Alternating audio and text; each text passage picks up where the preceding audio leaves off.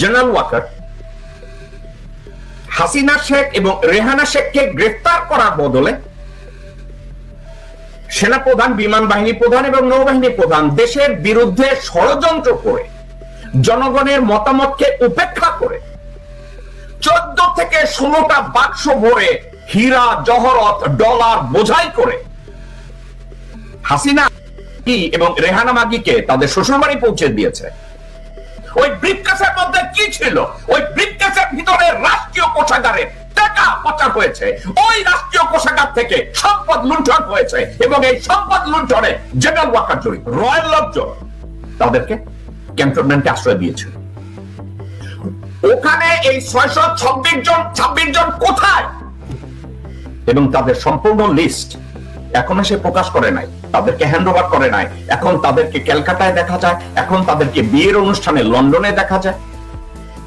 আওয়ামী লীগের দোসররা এবং আওয়ামী লীগের সুবিধাভোগী যারা ছিল, এরা আন্তরিকতার সাথে উদারতা দিয়ে একেবারে প্লেনে এমন ভাবে উঠিয়ে দিয়েছে হাসিনা এবং রেহানা মাগির জন্য কোনো সমস্যা না হয়, তাদের শ্বশুরবাড়ি পৌঁছায় দিচ্ছে। কে করছে এটা? জেনারেল ওয়াকার, নৌবাহিনীর প্রধান এবং বিমান বাহিনীর প্রধান। অদূরদর্শী একটা সিদ্ধান্ত। তাদেরকে বলছে জীবন রক্ষার্থে তারা কোনো রক্তক্ষরণ চায় না, রক্তপাত চায় না, তারা এটা বলছে। এখন রক্তপাত থামানোর জন্য দর্শকবৃন্দ 14-16 বাক্স ভৈরা ডলার দিয়ে দিতে হবে, 14 আর 20 বাক্স ভৈরা হীরা জহরত দিতে হবে। তারা বলছে রক্তপাত চায় না, তারা হাসিনা চায় না 1975 সালের 15ই আগস্টের মতো এরকম যেন রক্তপাতটা হয়। রক্তপাত থামানোর জন্য জেনারেল ওয়াকারের 14 বাক্স ভরে ক্যাশ ডলার, হীরা জহরত বাংলাদেশ ব্যাংকে ওয়াকার খুলে সব একত্র করে 14 থেকে 16 বাক্স উঠায় দিতে হইল। এটা কি দেশের সম্পদ পাচার না? তো জেনারেল ওয়াকার দেশের অর্থ, দেশের ডলার, দেশের স্বর্ণ, দেশের ডায়মন্ড, দেশের হীরা জহরত পাচারের সাথে ইনভলভ ছিল। কে ইনভলভ ছিল? জেনারেল ওয়াকার, নৌবাহিনীর প্রধান, বিমান বাহিনীর প্রধান। তারা বাংলাদেশের প্রতি কোনো রহমত করে না। তারা কি করেছে? হাসিনা মাগি, রেহানা মাগিকে, তারেক সিদ্দিকীকে এবং তাদের পিল্লে একত্র করে বলেছে আমরা রক্তপাত না চাওয়ার জন্য তাদেরকে ইন্ডিয়ায় পাঠিয়ে দিয়েছি। ওকে জেনারেল ওয়াকার, তুমি পাঠিয়ে দিয়েছো, এই ব্রিফকেস গুলো কেন গেল? ওই ব্রিফকেসের মধ্যে কি ছিল?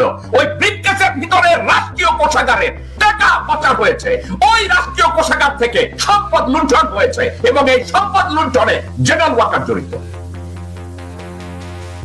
দেশের সম্পদ লুণ্ঠনে জেনারেল ওয়াকার, নৌবাহিনীর প্রধান এবং বিমান বাহিনীর প্রধান জড়িত। তোমরা রক্তপাত হইতে চাও নাই, ওকে তাদেরকে পাঠাই দিতে চাইছো মিলিটারি পিকআপ ভ্যানে বর্ডার ক্রস কইরা দিতা। তোকে তুমি তোমার জাটাস লাগে, তুমি জাটাসে কৃতজ্ঞতা জানাবা, বিমানে উঠাবা, হেলিকপ্টারে উঠাবা, 14 বাক্স 15 বাক্স ডলার, স্বর্ণ, হীরা জহরত, ডায়মন্ড কি করে দিছ? অর্থাৎ তুমি পাচারের সহায়তা করেছো জেনারেল ওয়াকার। তোমার বাপ দাদা 14 গোষ্ঠী ছিল ভারতের, ব্রিটিশদের মাগি সাপ্লাইয়ার, মুরগি সাপ্লাইয়ার খান বাহাদুর। আর তুমি ভারতের 5টা হারামখোর মির্জাফর ওয়াকারুজ্জামান। তুমি রক্তপাত চাও না? খুব ভালো কথা, রক্তপাত চাই না, আমি রক্তপাত চাই না, হাসিনারে রেহানারে পাঠাইছি, তো এগুলো কেন দিছ? এবং শুধু পাঠায় না, আবার কি করছে সে? হাসিনার দোষর, ভারতীয়দের দোষরদেরকে, রয়ের লোকজনদেরকে, রয়ের অপারেটিভদের ভিতরে সর্বমোট আমি শুনেছি 252 জন না 53 জন না 300, আমার যতদূর মনে পড়ে 252 জন না 253 জনকে সে সেনা ক্যান্টনমেন্টের মধ্যে রেখেছে, ওই 626 জনের মধ্যে। অর্থাৎ শুধু পাচারে সহায়তা করে নাই, দেশ লুণ্ঠনকারী, খুনি, গুমকারী, রয়্যাল লোকজন তাদেরকে ক্যান্টনমেন্টে আশ্রয় দিয়েছিল। ওখানে এই 626 জন কোথায় এবং তাদের সম্পূর্ণ লিস্ট এখনো সে প্রকাশ করে নাই, তাদেরকে হ্যান্ড ওভার করে নাই। এখন তাদেরকে ক্যালকাটায় দেখা যায়, এখন তাদেরকে বিয়ের অনুষ্ঠানে লন্ডনে দেখা যায়। ওয়াকারুজ্জামান তাদেরকে পার করেছে। এখন তারপরেও শত শত ভারতীয় দোসররা, গুম খুনের সাথে জড়িত লোকজনরা কোথায়? গ্রেপ্তার হচ্ছে না, গ্রেপ্তার হচ্ছে না। তাহলে তারা কোথায়? তারা আছে এখন বাংলাদেশে। কাদের ছত্রছায়ায় রয়েছে? কারা ছত্রছায়ায় থাকবে? কার ছত্রছায়ায় থাকবে?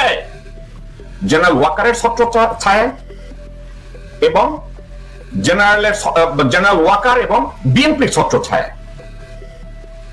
আপনারা অবাক হচ্ছেন? আজকের এখন পর্যন্ত বিএনপির কোন নেতাকে শুনেছেন জেনারেল ওয়াকারকে নিয়ে একটা সমালোচনা করছে? জেনারেল ওয়াকারকে নিয়ে, সশস্ত্র বাহিনীর ব্যর্থতা নিয়ে, হাসিনা শেখের 14 ব্রিফকেস এবং 20 ব্রিফকেস নিয়ে আজ পর্যন্ত বিএনপির কোন একটা লোকের কোন সমালোচনা আপনি কি শুনেছেন? তাদের বিচার দাবি করেছেন? কারো কি একটা কথা জিজ্ঞাসা করেছে বিএনপির কেউ যে জেনারেল ওয়াকার রক্তপাত চায় না, কিন্তু রক্তপাতের সাথে 14 ব্রিফকেস ক্যাশ ডলার, 14 ব্রিফকেসের মধ্যে ডায়মন্ড, সোনা, এগুলো কেমনে গেল? তাহলে কি জনসমক্ষে আপনার আর আমার সামনে দিয়ে পাচার করা জিনিস হালাল হয়ে গেল? এবং যারা গত 17 বছর দেশকে খোকলা করে দিয়েছে তারা জেনারেল ওয়াকারের নিরাপত্তায় ক্যান্টনমেন্টে থাকে, ক্যান্টনমেন্টে রেখে তাদেরকে জামাই আদর করে ওখান থেকে ধীরে ধীরে তাদেরকে পার করে দেয়। তাহলে পরিস্থিতিটা কোথায় গিয়ে দাঁড়ায়? এখন বিএনপির কেউ জেনারেল ওয়াকারকে নিয়ে কোনো কথা বলবে না। ওয়াকার এগুলো কেন করেছে কোনো জবাবদিহিতা চাইবে না, এবং তারা বলবে না না না, আমরা তো এগুলোর সাথে নাই, আওয়ামী লীগকে নিষিদ্ধ করা যাবে না, এর ঐতিহ্যবাহী দল। ঐতিহ্যবাহী দল নাকি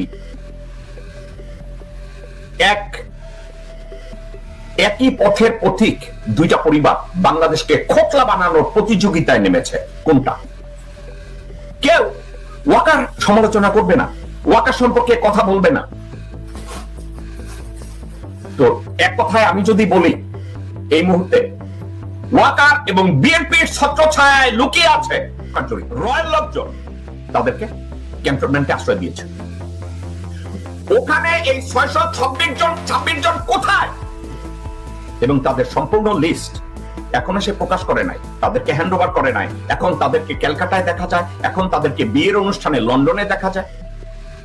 আওয়ামী লীগের দোসররা এবং আওয়ামী লীগের সুবিধাভোগী যারা ছিল, এরা ধরা পড়ে না, এদেরকে সহজে ধরা যাচ্ছে না। জেনারেল ওয়াকার, হাসিনা শেখ এবং রেহানা শেখকে গ্রেফতার করার বদলে সেনাপ্রধান, বিমান বাহিনী প্রধান এবং নৌবাহিনী প্রধান দেশের বিরুদ্ধে ষড়যন্ত্র করে, জনগণের মতামতকে উপেক্ষা করে